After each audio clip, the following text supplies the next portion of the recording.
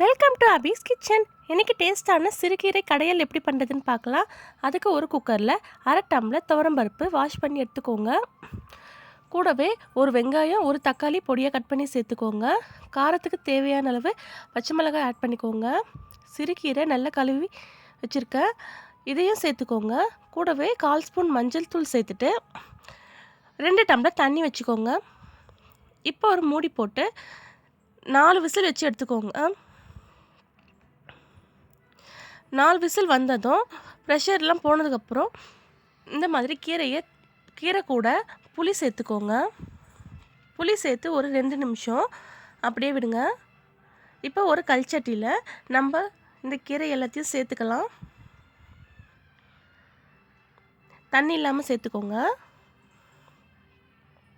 சேர்த்துட்டு மத்து வச்சு கூடவே கொஞ்சமாக கல்லுப்பு சேர்த்துட்டு நல்லா கடைஞ்சி எடுத்துக்கோங்க. இந்த மாதிரி நல்லா கடைஞ்சி எடுத்துக்கோங்க. இப்போ இது கூட அந்த கீரை தண்ணி இருக்கும்ல, அதையும் சேர்த்துக்கோங்க. ஒரு தாளிப்பு கடாய் எடுத்து வச்சுக்கோங்க. 2 டேபிள் ஸ்பூன் எண்ணெய், கொஞ்சமாக வடகம் சேர்த்துக்கோங்க. நல்ல வாசனை சூப்பராக இருக்கும். இதை தாளித்து நம்ம ரெடி பண்ணி வச்சுருக்க கீரை கூட ஆட் பண்ணிக்கோங்க. நல்லா கலந்து விட்டுருங்க. இப்போ நம்மளோட டேஸ்டான சிறுகீரை கடையல் ரெடி. தேங்க்ஸ் ஃபார் வாட்சிங். லைக் பண்ணுங்கள், ஷேர் பண்ணுங்கள், மறக்காமல் சப்ஸ்கிரைப்